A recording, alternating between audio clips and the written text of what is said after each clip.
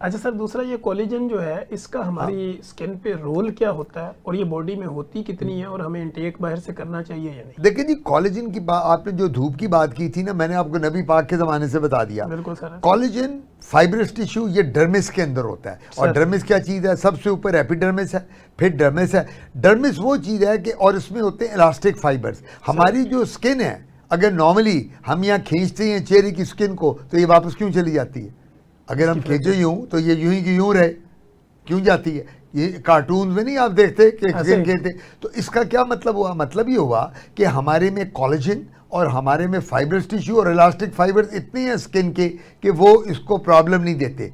गोरी स्किन जो है उसमें कोलेजन और इलास्टिक टिश्यूज और फाइबर, जब वो गोरा जाता है ना धूप में, अल्ट्रावायलेट रेज रहता है तो वहाँ उसका वेयर एंड टेयर बहुत होता है। हमारे फेस पे, हमें जो ब्राउन पीपल हैं, हमें कोलेजन का कोई मसला नहीं होता अनटिल अनलेस कि हमें अल्लाह ना करे कि कोई ट्रॉमा हुआ हो, कोई बहुत चोट लगी हो, बर्न हो गई हो स्किन, जिसने कोलेजन ही उड़ा दिया, वहाँ हमें प्रॉब्लम आती है। लेकिन कोलेजन के लिए डाइट अच्छी रखें, नंबर 1, फ्रूट्स और जूसेस ज़्यादा लें, दूध ज़्यादा पिएं और प्रोटीन लें, मिनरल्स लें, कभी भी आपको कोलेजन का मसला नहीं आएगा। ठीक हो गया।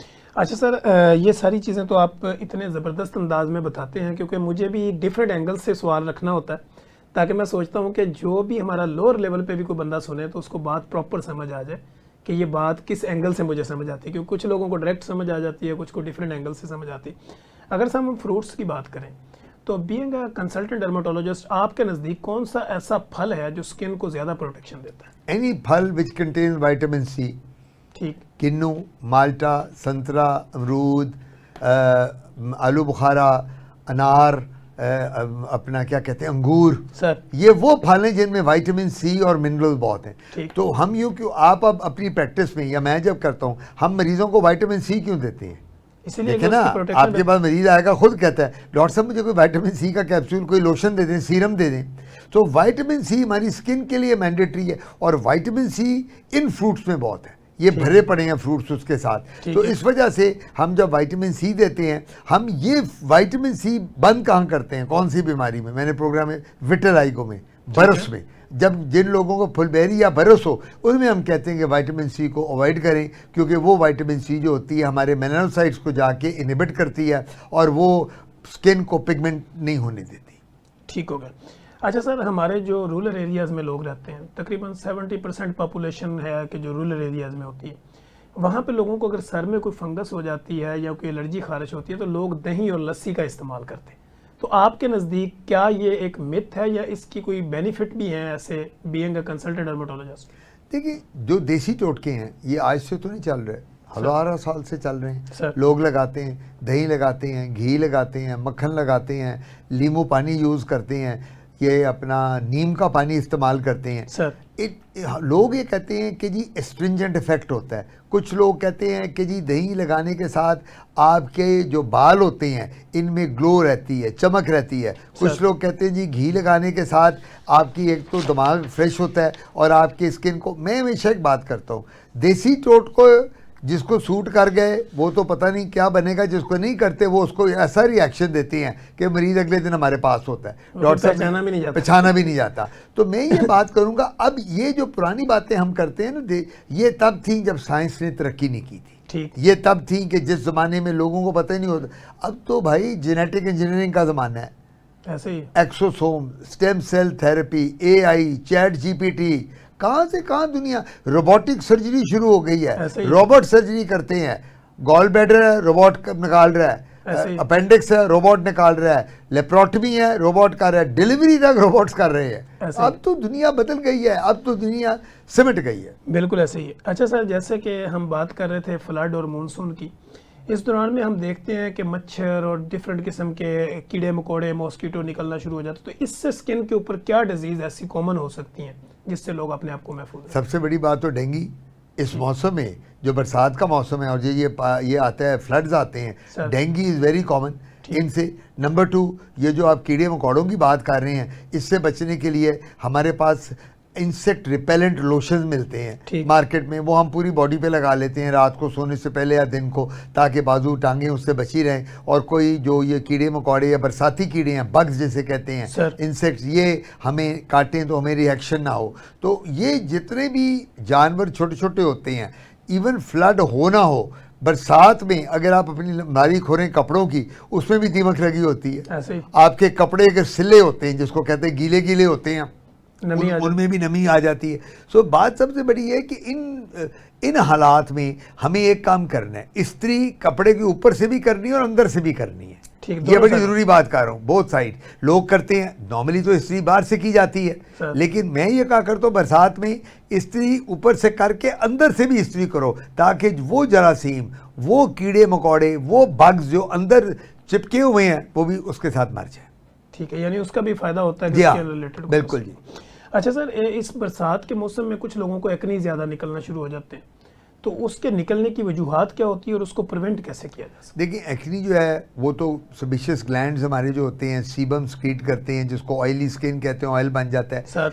हमारे पोर जो होते हैं वो गर्मी और हबस में बंद हो जाते हैं। अक्सर औकात वो कहते हैं जी मेरे पास मरीज आते हैं, डॉक्टर साहब मेरे तो पोर्स ये देखें, ये तो बन ब्लैक हेड्स बन गए, वाइट हेड्स बन गए।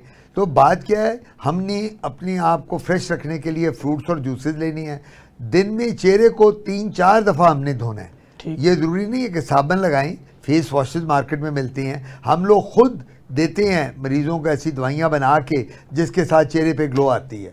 तो मेरा मशवरा ये होगा कि जिन लोगों को कील मुहासे हैं, और स्पेशली गर्मी में, पसीने में, हबस में, जब हमारे पोर्स पसीने के साथ बंद हो जाते हैं, तो हमें ये चाहिए कि हम वो चेहरे को बार बार दिन में 5-6 दफ़ा धोएं, और बार बार ब्रश उसको टॉवल से साफ़ नहीं करना, टिश्यू लेके हल्का सा डैब कर दें, ताकि वो आपका जो स्किन है वो नॉर्मल रहे।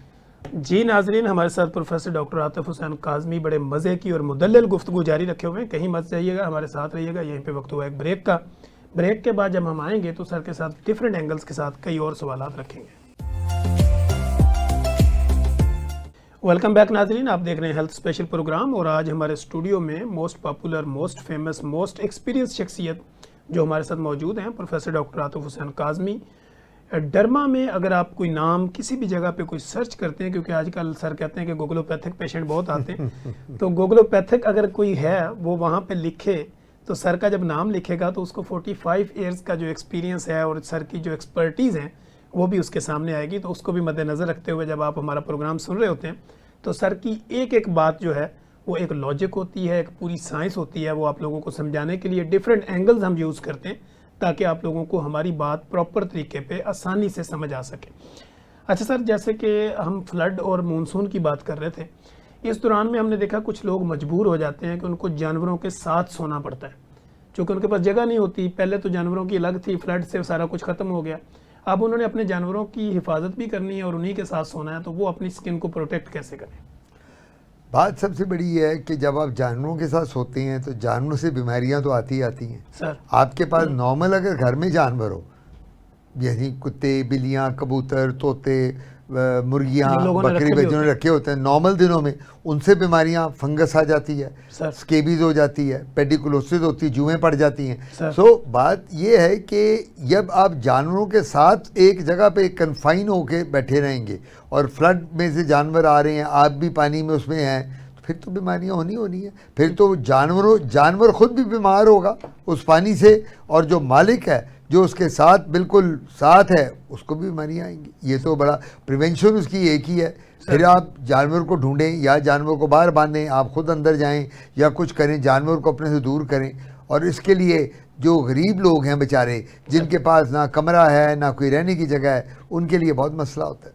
ठीक हो गया। तो सर, हमने देखा है इस मौसम के अंदर पेडिकुलोसिस यानी जुएं पड़ जाना, लीखें पड़ जाना, खारिश होना सर के अंदर, ये भी आम होता है।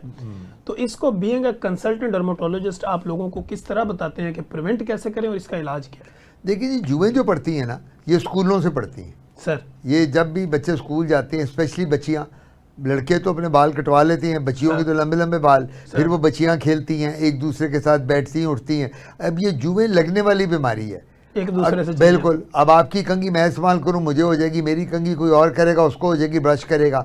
तो हम उनको कहते हैं जब जुएं पड़ जाएं मरीज़ को कि बेटा पहले तो अपना हेयर ब्रश और कोम अलहदा कर लो, ठीक। बिल्कुल, जो चादर बच्ची कोई सर पे ले रही है, कोई अपना शॉल ले रही है, कोई हिजाब ले रही है, वो शेयर ना करे किसी के साथ। सर। और कोशिश ये होती है कि डेली बच्चे बात लें।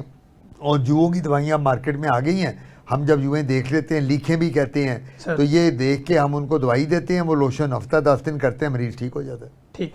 तो सर इसका मौसम के साथ भी कोई लिंक होता है, सर्दी गर्मी, या हर मौसम ये में हो सकता है? ज़्यादातर जुएँ जो होती हैं ये इस मौसम में ज़्यादा है, हबस में ये ज़्यादा आती हैं। जितना आप सर को धोते रहेंगे, साफ़ रखेंगे, जितना आपकी हाइजीन अच्छी होगी, जुओं से बचे रहेंगे। हमारे मुल्क में सर में जुएँ ज़्यादा होती हैं, बाहर के ममालिक में उनमें जिस्म पे जुएँ ज़्यादा हैं। तो इस वजह से वहाँ अगर जहाँ लोग नहाते नहीं हैं, हाइजीन अच्छी नहीं है, वहाँ जुएँ पड़ने का डर ज़्यादा है। ठीक हो गया। अच्छा सर, ये हम देखते हैं कि आज के दौर के अंदर लोग जो है ना वो स्विमिंग पूल, फिर इसके अलावा नहरों, खालों, रजवाओं, इसमें नहाते हैं। तो क्या वहाँ से भी उनको इसी तरह की बीमारियाँ लग सकती हैं जिस तरह मानसून और फ्लड में लग सकती हैं? देखिए, बात ये, जो स्विमिंग पूल प्राइवेट है या वो स्विमिंग पूल जो घरों में है, उनमें तो क्लोरीन प्रॉपर डली हुई है, सफाई हो रही है वो। लेकिन जो एक जो पब्लिक इज्तिमाई जहाँ होता है, सारा इज्तिमा जमा है और वो नहरी में छलांगे लगा रहे हैं, तो वहाँ तो सांप भी काट सकता है, वहाँ तो कोई और जानवर भी आपको काट सकता है। वहाँ आपको वही बीमारियाँ जो फ्लड की बीमारियाँ मैंने बताई थी वो सब आ सकती हैं। क्योंकि ये जो पानी नहरी पानी है, ये भी तो वो पानी है ना कि जिसमें कितने जरासीम हैं जो हमारे। अच्छा, ये पानी, अब इस पानी की बात सुन ले, ये पानी स्किन पे खाली नहीं जा रहा, नाक में भी जा रहा है, मुंह बीच में भी जा रहा है, आंखों में भी जा रहा है, कानों में भी जा रहा है। तो बीमारियां आई कि ना आई, हजार बीमारियां। तो मैं यही कहा करता हूँ कि बच्चों को जब गर्मियाँ आती हैं तो वो हमारे छलांगे लगा रहे होते हैं, नहरों पे आप जाएं, निकल रहे हैं, बड़े खुश होते हैं, लेकिन उनको ये नहीं पता होता कि वो कितनी बीमारियां अपने अंदर पाल